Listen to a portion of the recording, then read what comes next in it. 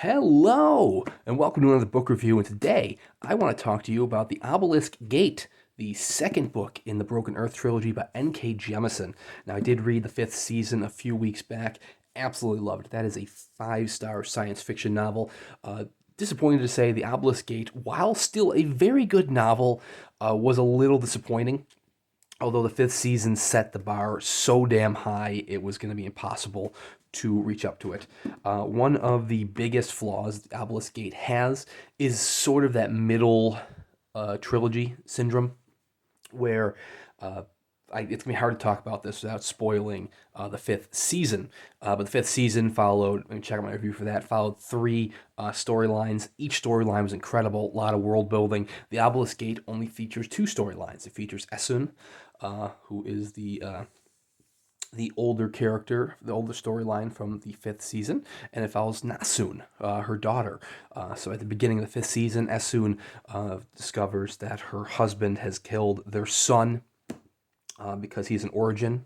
I want to call it Origine, but apparently it's pronounced Origin, meaning that they can absorb energy, which is very frowned upon this world.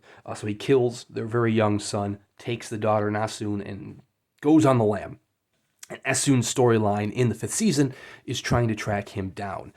So in Obelisk Gate, we find Essun in the city of Kastrima Under, which is a city that accepts origins, and it's kind of like a place that she can build upon to be a home.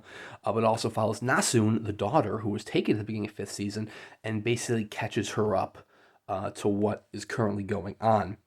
Meanwhile, the stillness, the world, is currently in the brink of a fifth season, an apocalyptic winter of the ages that is going to kill everybody.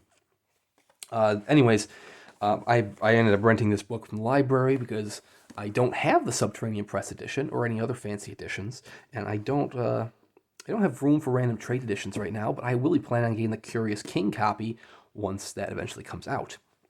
So anyways, the good about the Obelisk Gate, Nasun storyline. Her just catching up. The world building continues within her storyline. She's a fascinating character. You get introduced to other great characters. Shafa, who was the guardian from the first novel, makes an appearance in the Obelisk Gate here. He's actually a point of view character early on in the novels. I kind of expected his storyline to be going a different direction, which I was kind of intrigued by. It didn't end up happening or coming to fruition, but that was fine. But he still ended up dealing with Nasun, and that was the best storyline of the two. Essun, I felt like she was treading water the entire time. She's just in Kastrima Under. There is some world building still within Kastrima, but a lot of her storyline is building up the plot. So you had a lot of world building in the first title. Now you have a lot of kind of scene setting in this title. But the problem is the scenes that it's trying to set are going to be in the third title, The Stone Sky. So that's no bueno. That's middle book syndrome. One thing I found was really interesting, like I said, I'm trying to keep it spoiler free, is that having read Jade City and Jade War and Jade Legacy earlier this year, it was very fun to see the differences between the Obelisk Gate and Jade War, which was the second novel of the Greenbone saga, because they both were the weakest titles, but they were both the weakest titles for the opposite reasons. So Obelisk Gate, Essun is in one single location. She's in Kastrima, where I felt, it was too restricted with her being in there.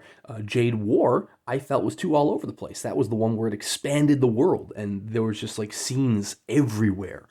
So it was kind of funny to, have the dichotomy of those two titles being so drastically different, yet both suffering from middle volume syndrome. Once again, Essun's chapters are in second person. That's Nasun. That's the daughter. You. So you get a lot of you, which I know might turn some readers off, but I didn't mind it. It does make me still excited to read The Stone Sky, the third novel, because like I said, it's not a bad read. It's just disappointing after the fifth season. I'm still very excited to see what Curious King is going to do with it. I mean, I don't even have the fifth season in hand yet, and I'm very excited to see what he's doing with the future. I know the Subterranean Press edition, I think, just had like a dust jacket. Like it didn't have it. I don't think it had interior art. I mean, it was signed and nice cloth bound book. But you know what it reminded me of? Uh, Oddly enough, I mean, this is gonna be a reference that's completely overhead unless you guys play video games, specifically video games from 15 years ago, 10 to 15 years ago. It reminded me of Dragon Age 2. So, Dragon Age 1 or Dragon Age Origins, you're going on this massive quest, going through the entire countryside, city to city, as you're trying to save the world. Dragon Age 2, you're entirely in one city. And it's a very big city, there's a lot to do in that city, but you're in one city. The Essun is living Dragon Age 2.